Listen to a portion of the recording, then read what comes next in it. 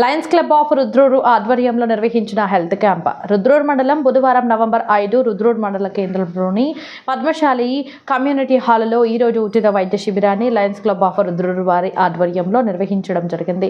ఈ యొక్క శిబిరంలో 96 మంది రోగులకు కంటి పరీక్షలు మరియు దంత పరీక్షలు నిర్వహించడం జరిగింది. కంటి పరీక్షలు లయన్స్ కంటి ఆసుపత్రి రాకాసిపేట వారిచే పరీక్షలు నిర్వహించడం జరిగింది.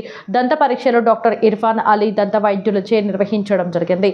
అవసరమైన రోగులకు కంటి చుక్కల మందులు, దంత సమస్యలు ఉన్న వారికి పెప్సోడెంట్ టూత్ పేస్ట్లు, మౌత్ వాష్లు, నొప్పుల మాత్రలు ఇవ్వడమైంది.